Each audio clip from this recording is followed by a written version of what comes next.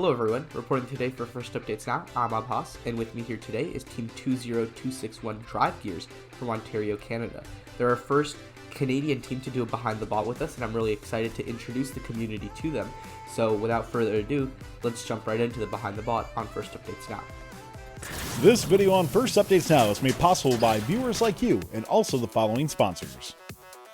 Kettering University is looking for talented robotics students who want to continue learning and innovating in a hands-on, real-world experience format. Kettering University representatives will be at dozens of FIRST events this season, including the championship. Go to kettering.edu/first to see which events you can meet a Kettering University representative. Check out our all-new FTC content coming to Fun's YouTube, including new hosts from the FTC community. We'll have resource guides, top 10 moments, behind the bots interviews, and walkthroughs to help your FTC team improve at youtube.com/firstupdatesnow. Alright guys, let's get started with your drivetrain. I can see you guys are running a pretty unique drivetrain, definitely not like the standard Mecanum. So walk us through the drivetrain, why you decided to go with this design, and what have you learned from it? Well, the drivetrain we use is actually a three-wheel drivetrain. There's three wheels on it. And what this actually allows us to do is it allows us to turn really well. So usually with a four-wheel bot, it's a square, right? So when you turn, it'll expand and might hit something when it's turning. The three-wheel bot, it's more of a circle. So when it turns, you're not going to bump into anything. Mm-hmm. And with the game right now, there's a lot of junctions everywhere. So sometimes turning can be really hard. And this is why we decided on our three-wheel drivetrain. Yeah, and so just like putting some numbers into perspective, what motors are you guys running? How big are your wheels? Can you talk about that a little bit? Oh, we actually use Omni wheels. What the Omni wheels allow us to do is because they actually spin in two directions. It allows us to actually move with three wheels. Okay, and then what RPM motors are you guys running? We're using 20-to-1 motors. They're really fast. Got it. And that's that's the entire point, like for strategy. Yeah, and so from a programming perspective, what goes into programming like a three-wheel omnidirectional drivetrain? It's actually more complicated than you think, because in order to move forwards or backwards, right, with three wheels it's hard to do so. So we actually have to use like trigonometry and figure out like if you want order to move forwards, we have to move the front two wheels forwards as well. In order to move like sideways, we have to move the back wheel in the front two wheels in opposite directions. Mm-hmm. Mm-hmm. Got it. And so, you guys have gone to a couple competitions now, and you've seen, I'd be very surprised if every single robot in Canada ran like a three-wheel drivetrain, right? So I'm sure you guys have seen at least some Mecanum drivetrains out there, and other designs, I'm sure, four-wheel drive, six-wheel drive, what have you. So being a rookie team like this is your first season, looking to the future, would you say that you're going to keep pursuing this three-wheel Omni drivetrain? You would suggest it for other teams, or are you guys looking towards a different strategy in the future games?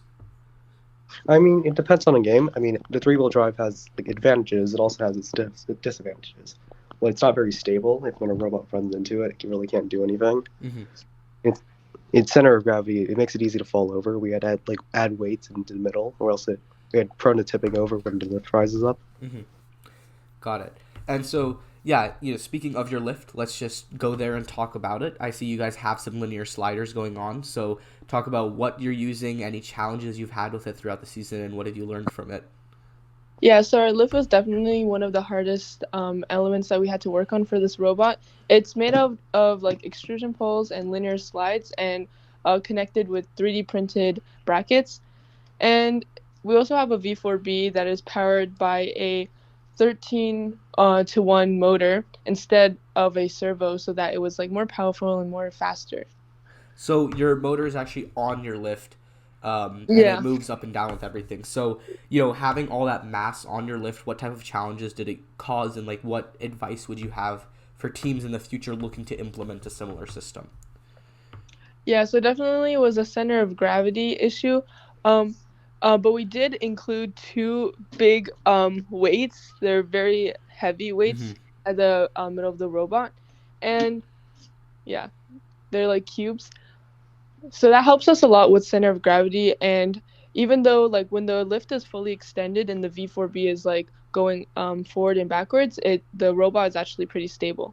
Sure. So I definitely recommend like weights for if you're going to make a robot or design a robot that will have like a similar design.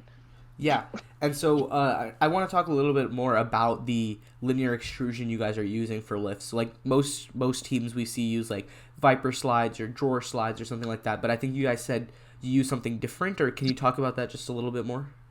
Well, we just have linear slides. I don't know if yeah, Yeah, they're we can just see like them. Yeah. regular linear slides. Okay. Okay.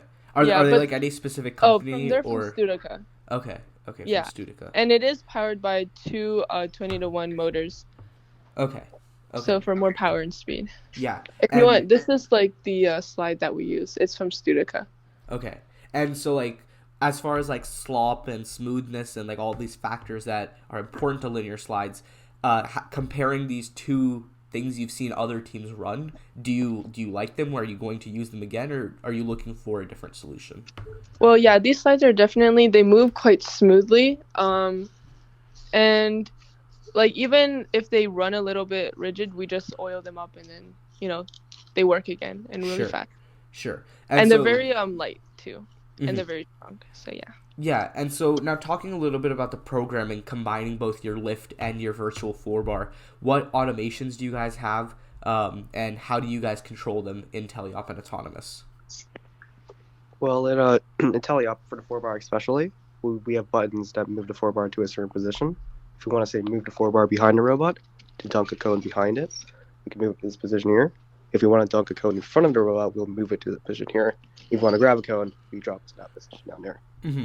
And so like one thing with motors is that they don't have an absolute encoder, right? So like wherever you start the program, that's where your zero is going to be. So how do you guys deal with that? Is that you have some sort of software compensation, or you just always start the robot in the same place? Well, of course, the robot always starts with the claw down here, right? Hmm. So we can use that, and also we generally do just use the encoder to figure out like where the positions we need to go are. Hmm. Hmm. Got it. And so now going on to your claw, what is your claw design? How has it changed throughout the season, and like what are some of the lessons you've learned from it? Oh yeah, so we've actually went through many, many, many different cloud designs. This is our current one though. It is 3D printed, and we just connected it with some screws. But our earlier cloud designs, we used a belt so that it would wrap around the cone. It would like tighten or loosen when it needed to pick up or drop a cone. Uh huh. And then we And also used like these green squishy wheels like so to pick up the cone so it would just like wrap around the side of the cone. got it, got it. And so just in general, I feel like the audience may not know too much about like how First in Canada is, or like what an experience as an international team is. So can you guys talk about that a little bit, like comparing competitions or just general experience in FTC between like the United States and Canada? What are like some of the differences that you guys have noticed? Um well, I know in the United States there's a lot more teams definitely. Um and I think that's the main Hmm. thing I know about the US is that they have a lot more teams. And it is harder to get parts from the US too cuz everything is shipped from the US to Canada. So Hmm. that waiting time is a little bit troublesome for us because we if we already have a design ready, we still have to wait for the parts to come. Sure, sure. And so, just reflecting on the season as a whole, this was your guys' first season, right, as rookies, and there's definitely just so much to take away from it, especially with a game like Power Play, definitely very tough with the junctions and all of these different heights and the springs and just so much going on. So, what are some of the big takeaways you guys have from this season's game, which you're going to apply to future years and that you want other rookie teams to also know? Yeah, so definitely I would say some advice as at the start of the year to come up with as many designs as possible and work as a team to create your final design, and also do a lot of practice. Yeah, definitely, because I know that after we were constantly trying to build our robot and program it to the point where practicing was we didn't have too much time. Mm-hmm. Yeah, I also think it's also about like trying new things because as a rookie team, you don't have that much experience with a lot of the different robotics and the background of a lot. So I think that it's really important to, try different things. If you don't think it'll work, you might as well just try it on a different robot, see if that'll work, right? Because we don't have the same knowledge as other players and other teams. So we Mm-hmm. think that it's it's something that we want to try to build upon as well for future years as well. Yeah, definitely. Drive Gears, thank you so much. I think there's definitely a lot to take away. Sometimes when we interview like all these like really, really high scoring teams, we kind of lose that rookie perspective. And Power Play is definitely an important game, just as all of them are, to understand what to take away from it as rookies and as first year teams. So thank you so much for this interview. I'm really glad we can be even more involved with First in Canada and, interview and talk to Canadian teams and international teams. So reporting for First Updates Now, I'm Abbas. Thank you so much. Thank you. Thank you. This video on First Updates Now is made possible by viewers like you and also the following sponsors. Kettering University is looking for talented robotics students who want to continue learning and innovating in a hands-on, real-world experience format. Kettering University representatives will be at dozens of FIRST events this season, including the championship. Go to kettering.edu/first to see which events you can meet a Kettering University representative. Check out our all-new FTC content coming to Fun's YouTube, including new hosts from the FTC community. We'll have resource guides, top 10 moments, behind-the-box interviews, and walkthroughs to help your FTC team improve at youtube.com/firstupdatesnow. Don't forget to like, subscribe, and ring the bell to stay up to date on our new videos. Keep the conversation going and provide your input to our content. Watch our live shows at twitch.tv/firstupdatesnow. Join our Discord at discord.gg/firstupdatesnow and check out Fun FTC on Facebook, Instagram, and Twitter, and First Updates Now on Facebook, Instagram, TikTok, and Twitter.